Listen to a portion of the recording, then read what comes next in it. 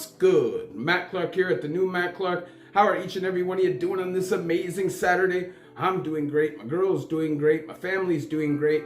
I hope each and every one of you are doing great despite the uncertain times that we're living in. If you could please hit that like button. If you could please hit that subscribe button and that bell notification button so you get all my videos when they're new. If you could share with somebody on social media, help spread the message, help spread the word, that'd be amazing. And there's a PayPal option if you'd like to donate, help support the channel. The link is in the description of most of my videos. So what's up, what's up, what's up? I hope everybody's having a good weekend. Saturday is here. It's good to get that rest so you're ready to go Monday morning. You know, you got to be good and be good at it. You just got to get her done. No excuses, up early in the morning, thinking of ways that you're going to succeed. But today we're going to talk about snitching. I had a commenter just asked me what is considered snitching in the Canadian system. Now, I think snitching is obvious, right? There's the obvious, right? Which is can't take the stand. You just can't. Once you've signed up. Now, maybe I should break it down a little bit, because if you're a civilian, you can't be a snitch. Now, I've been in jail with guys that are there on domestics and stuff, and they're calling their girls snitches and things like that. Super whack, right? If your girl is a civilian, doesn't break the law, and you just happen to be a criminal that beats up on her, she's not a snitch because she calls the cops on you and protects herself. What else is she supposed to do? Fight you as a man? You know what I'm saying? So that ain't snitching. To me, that just doesn't qualify as snitching.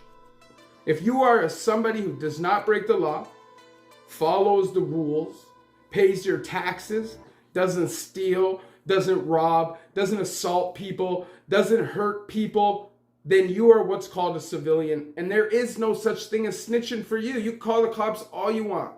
Now, I'm not saying you should. I think you should be objective, and it should be a my life is in danger, my property is in danger kind of situation. You shouldn't just use the police to get at people. But the reality is you are a civilian. Now, once you break the law, you, without even sign on the dotted line that you will never snitch.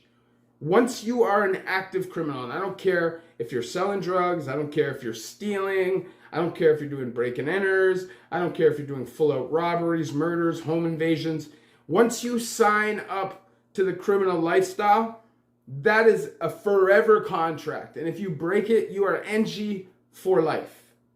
So that's taking the stand. Now, when I first came down to the federal system, which was in 2004, 2005, you could not go into a back office with a parole officer. You couldn't go with a captain or anybody if you were in one of the higher security jails without a third person witness. So if they called you to adjudicate a charge, you took a committee member, a range rep, or something like that in the back office with you, so people did not get the wrong idea. If you were in the back offices with anybody by yourself, people would automatically assume that you're wearing the snitch jacket. They might not stab you up, poke you up right away. It might just interrogate the hell out of you, make you super uncomfortable, and question you as a man, which will make you defend it, which can also put you in a bad situation. You understand what I'm saying? Those things have changed a little bit. Nowadays in the system, the parole officers take guys into the back offices, captains take guys into the back offices.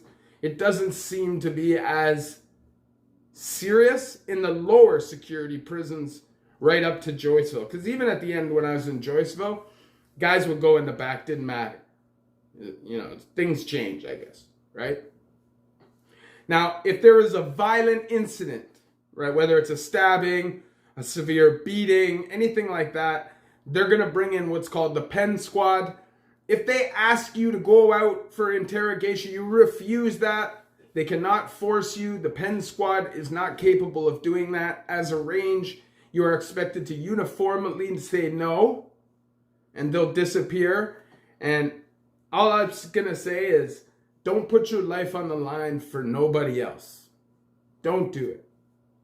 You know what I'm saying? Snitching can also be railing against your own people. playing both sides.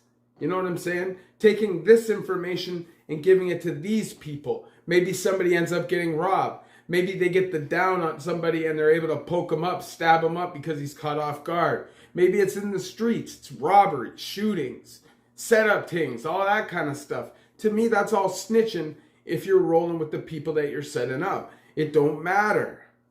Snitching. I don't care if you take the stand against a police officer who beat you brutally, smashed in all your face, and you want justice. Can't do it, because if you do it, you're a snitch. You signed up for that. That's all part of the game. Charge it to the game. I've been beat many a times. Many times, severely. I had German Shepherds sicked on me after I was already handcuffed. My face smashed with mag lights.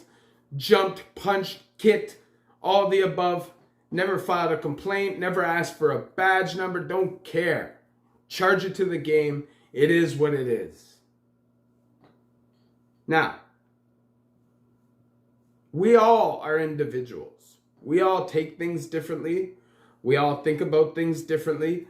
And I've seen guys through the years that maybe we're okay with being solid with this, but then they see somebody get stabbed and that's too much for them. And they say, nah, I'm going to do the right thing. Now, that's on their conscience. And I'm not going to pass a judgment on nobody at this point in my life because I don't care. I don't. I'm not actively involved in criminal activity anymore. Most of my criminal life, I did it without co-accused because I wanted my consequences to be because of me. I wanted my fate to be in my own hands and not rely on somebody else to keep it solid for me. Twice in my life, I owned up to my charges way before trial to free up co-accused who had nothing to do with my charges, who just happened to get pulled over with me. One when I was in a car and one when I was trying to jump onto a bus when I was young. I freed them up. It's the right thing to do. Doesn't matter what the consequences are for me. That is a result of my actions. And I'm not going to make somebody else do time for my actions. I'm just not. I don't even care if they're prepared to do it. Now, if it's a more serious charge, obviously, if it's a murder charge or something like that, you get caught up with your homie despite the fact that you have nothing to do with it. Then something like that you got to ride out because you can't expect somebody to just plead to a murder charge, right? But along the line somewhere, man, you got to stand for something. As a criminal, as a convict, you don't have a lot. I know sometimes you'll have a ton of money, cars, whips, apartments, condos, but it's always at risk. Everything that you do puts that at risk. Proceeds of crime, etc., etc. So the only thing that you really always have is your word and your balls. Two things most convicts stand by.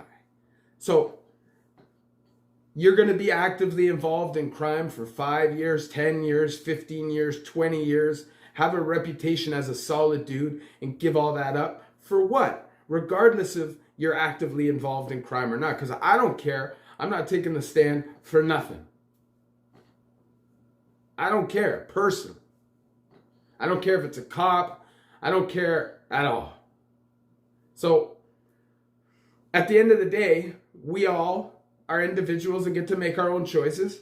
But like I said, we have to live with the consequences of that. And maybe one day down the road, you end up in jail again. And now your life is on the line.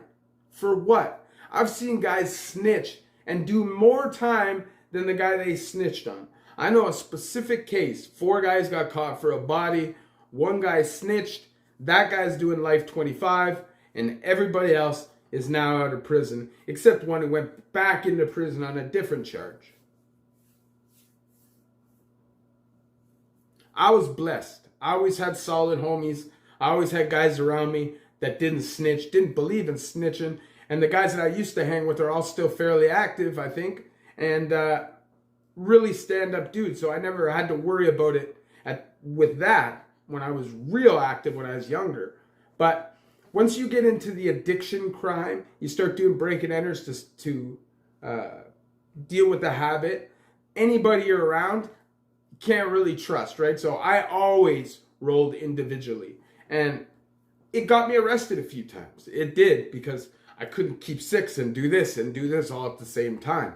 But at the end of the day, I always had my own fate in my own hands. Now, if you're in prison, you're in jail, you have the snitch jacket on, you are always going to be a target. Doesn't matter if you're walking down a hallway, doesn't matter if you think you're safe in a cell, it doesn't matter if you think you're safe in PC, it doesn't matter. You are never safe if you have the snitch jacket.